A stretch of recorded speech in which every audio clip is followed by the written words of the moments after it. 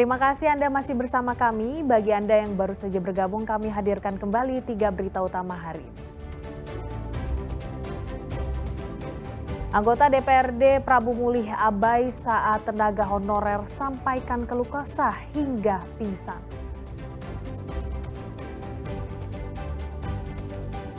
Mantan Wali Kota Palembang Harno Joyo ditetapkan sebagai tersangka atas kasus dugaan korupsi revitalisasi Pasar Cinde. Diduga akibat konsleting listrik, 5 peta kantin di SMP Negeri 4 Kota Palembang terbakar.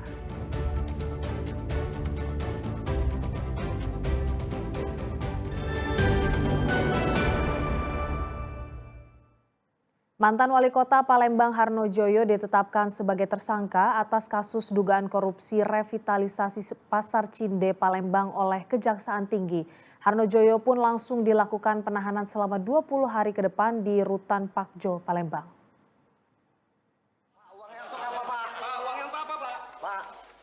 Menggunakan rompi berwarna merah, mantan Wali Kota Palembang Harno Joyo keluar dari ruang pidana khusus Kejati, Sumatera Selatan pada Senin sore. Harno Joyo ditetapkan sebagai tersangka atas kasus dugaan korupsi revitalisasi Pasar Cinde Palembang. Jaksa penyidik langsung melakukan penahanan selama 20 hari ke depan di Rutan Pakjo, Palembang. Harno Joyo ditetapkan sebagai tersangka setelah jaksa penyidik menemukan cukup bukti yang mengindikasikan keterlibatannya. Ia diduga terlibat dalam penerbitan Parwali terkait pemotongan bea perolehan atas hak tanah dan bangunan atau BPHTB yang tidak semestinya.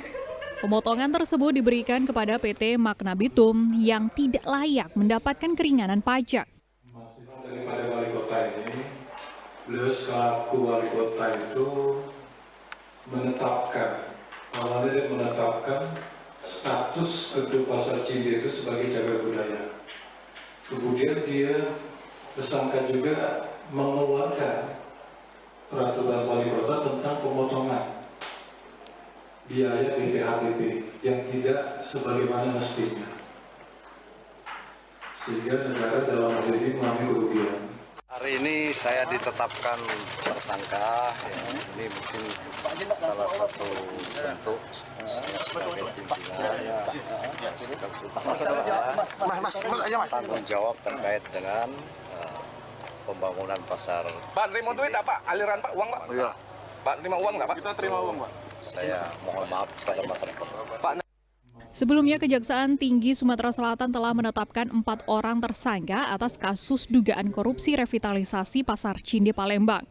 Mereka adalah mantan Gubernur Sumatera Selatan Alex Nurdin, Kepala Cabang PT Magnabitum Raimar Yosnaidi, Direktur PT Magnabitum Adlin Tando, dan Ketua Panitia Pengadaan Badan Usaha Mitra Kerjasama Bangun Guna Serah Edi Hermanto. Dedi Irwansyah melaporkan dari Kota Palembang. Diduga akibat konsleting listrik, 5 peta kantin di SMP Negeri 4 Kota Palembang terbakar. Besarnya kobaran api membuat warga sekitar panik karena api terus membesar.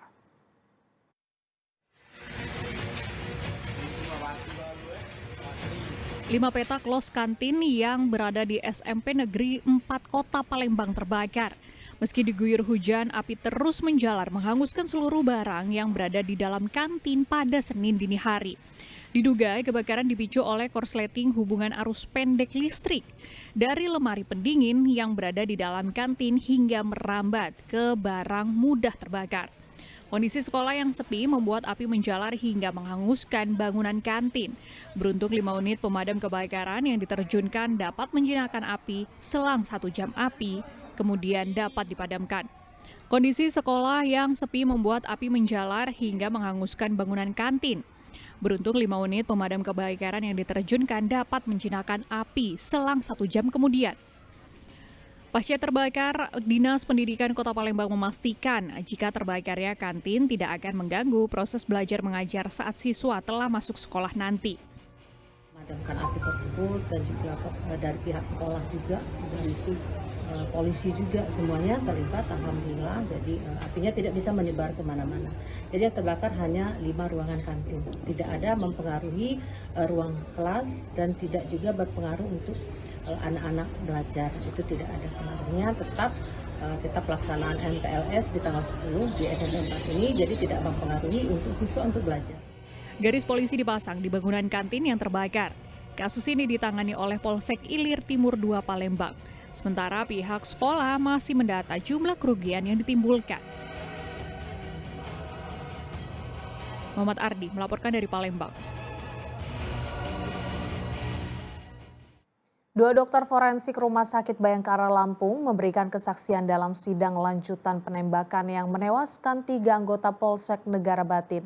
Dari hasil pemeriksaan ketiga jenazah, terungkap korban mengalami luka tembak di posisi yang berbeda.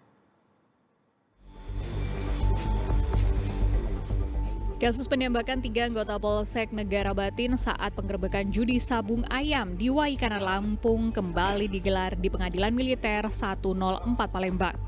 Agenda pada Senin pagi itu, auditor militer menghadirkan 2 saksi ahli forensik Rumah Sakit Bayangkara Lampung.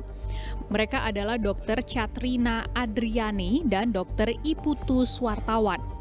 Dalam kesaksiannya, dokter forensik menjelaskan kematian 3 korban adalah akibat luka tembak tunggal di tubuh ketiganya.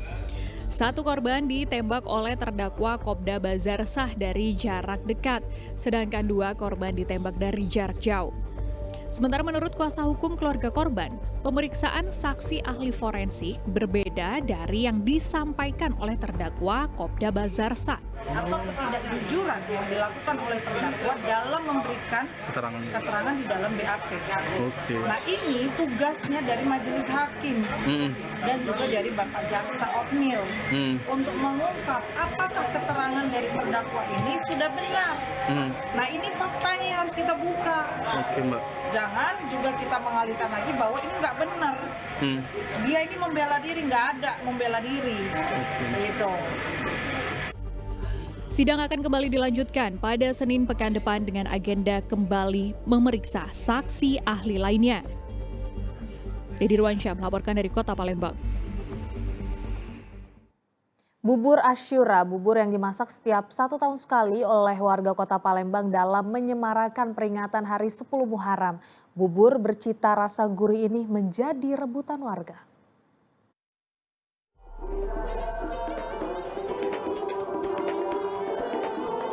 Kegiatan masak ini bukan masak harian biasa.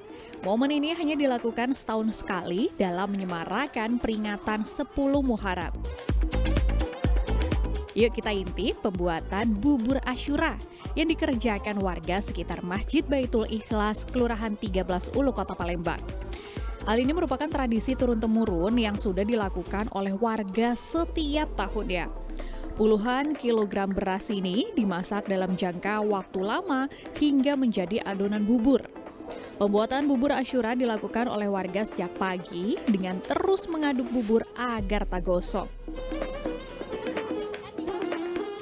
Jika sudah jadi bubur, adonan dicampur dengan santan murni untuk menambah cita rasa gurih. Setelah matang, baru disajikan dengan topping ayam suwir dan telur dadar yang dipotong tipis-tipis. Jika ingin pedas, warga akan menambahkan sambal goreng.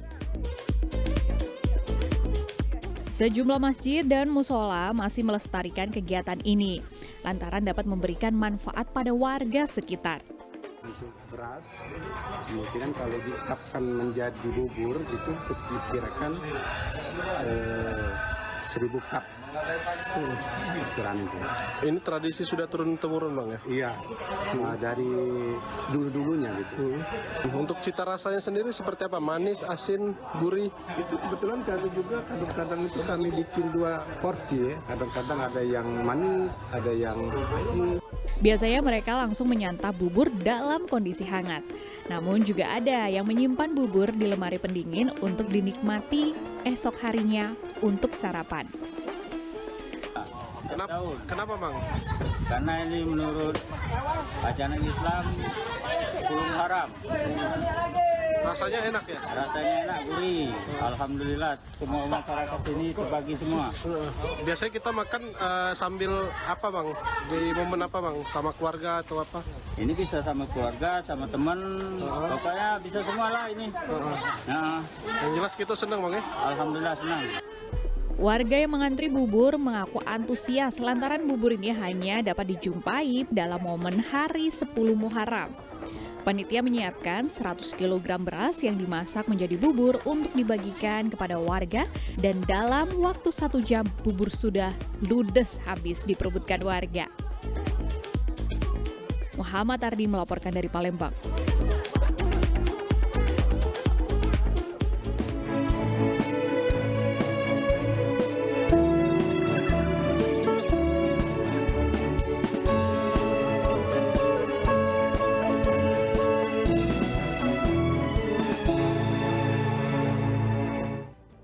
Laporan tersebut mengakhiri berita Sumsel hari ini. Jangan lupa pastikan Anda subscribe channel YouTube Liputan 6 SCTV Daerah. Saya Priscilia Claudia berterima kasih atas perhatian dan kebersamaan Anda. Selamat beraktivitas dan sampai jumpa.